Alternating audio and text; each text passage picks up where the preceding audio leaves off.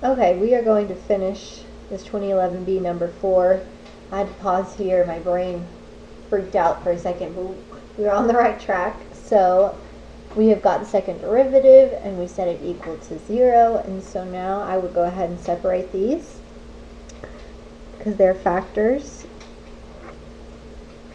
And for this one, if you wanted to, again, you could change the negative exponent to a fraction, so that 2 would be left on top. It would be a 1 over x to the power of positive 3. And again, if you think about multiplying this over to the other side, it would go away, because 0 times anything is 0, which that doesn't equal each other, and it's no solution. Now over here, before I change this x, I would get it by itself. You could probably get the same answer and change it now. But I'm going to do minus 1, negative 6x to the negative 1 equals negative 1 divided by negative 6. And you have x to the negative 1 equals 1 over 6. So then I'm going to change this to be in fraction form. So that would be 1 over x equals 1 over 6. And you could cross multiply or multiply by the 6, and then however you want to do it, but I would think to cross multiply. So that would be x equals 6, and that is your possible point of inflection. And so what the question asked, if I forgot, is find all the intervals when it's concave down.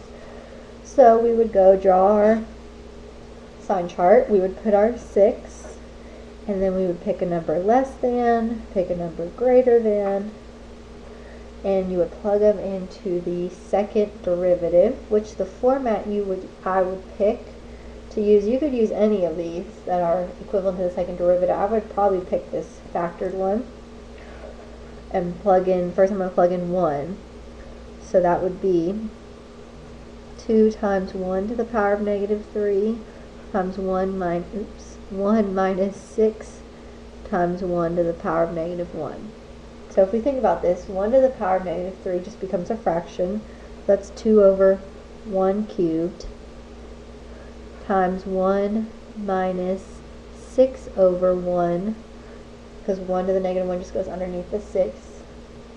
So that just is 2 times 1, I can't write, 1 minus 6, which we can see 2 is a positive, 1 minus 6 is a negative. You could actually do the math if you want negative 5. And we can see that's going to be a negative. Okay, so then we're going to do 7. So that would be 2 times 7 to the power of negative 3 times 1 minus 6 to the power of 7 to the negative 1. Now I'm running out of room. But, so again, you would change your negative exponent, so that would be 2 over 7 cubed times 1 minus 6 over 7, which 2 divided by 7 cubed is still a positive, over 6/7 is not a whole, that would be 7/7. So that means that this is a bigger number minus a smaller number.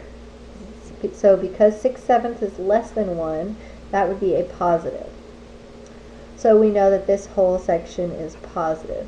So when is our function concave down? When it's less than 0, but don't forget your domain has to be greater than 0. I said less than 0, less than 6.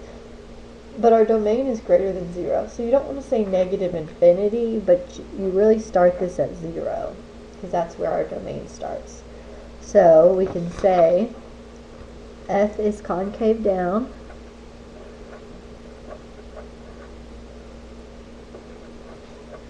from 0 to 6, and I would not put the equal to because 0 is not included in the domain, because, put your reasoning, f double prime of x is negative. And that would be your justification.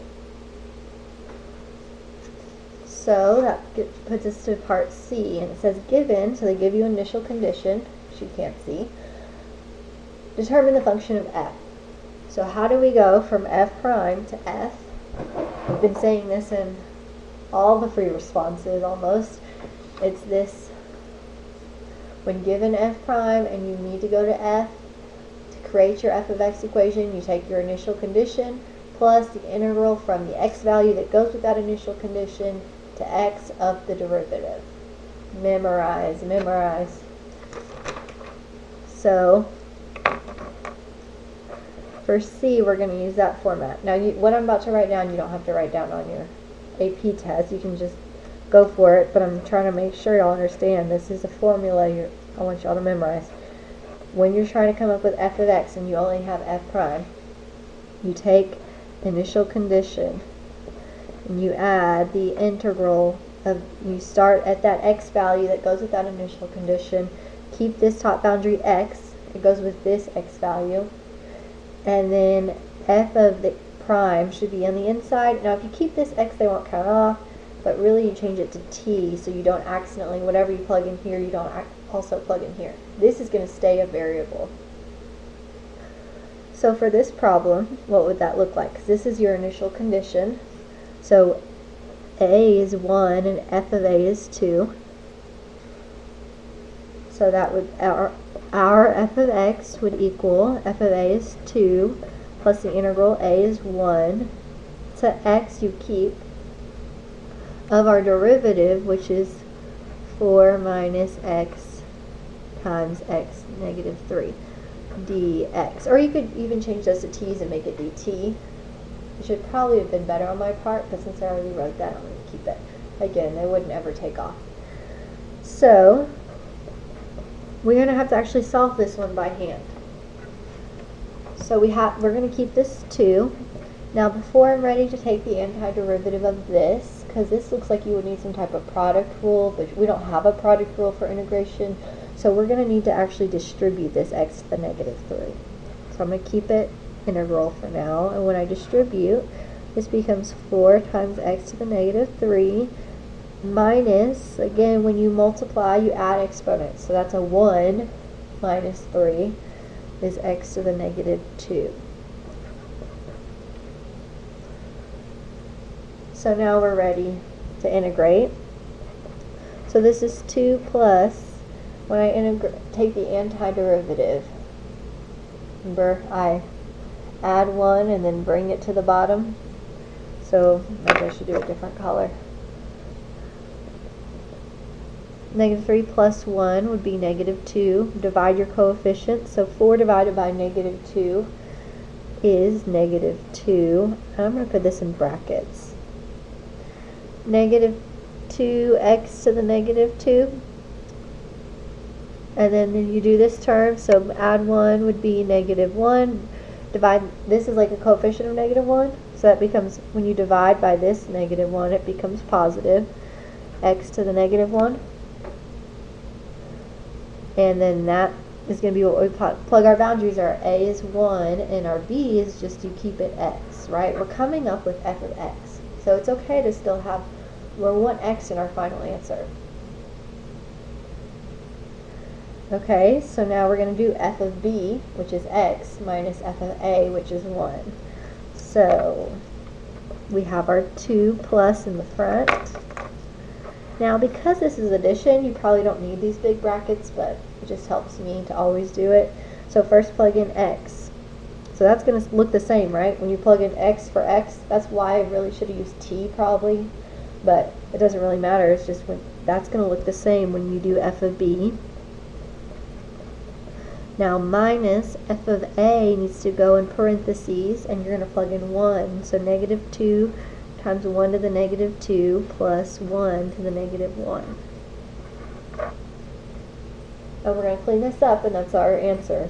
So 2 plus, now I'm going to drop these brackets since I don't need them. And I probably could have changed this to minus, but oh well. Plus negative 2x to the negative 2 plus x to the negative 1. I'm going to clean up this before I distribute this minus sign. So how do I do this? 1 to the negative 2 is like a fraction. That would be negative 2 over 1 squared. Plus this is like 1 over 1 to the 1. So then this becomes 2, again I could have made that minus, but I didn't. Minus, I still am going to keep this in parentheses till I know what this is. So this is just becomes negative 2 plus 1. So then you have 2 minus 2x to the negative 2 plus x to the negative 1. Negative 2 plus 1 is negative 1, and then it's minus, so that becomes plus 1. So then 2 plus 1, we can just combine our like terms, and we have negative x to the negative 2 plus x to the negative 1 plus 3. And that is your f of x equation.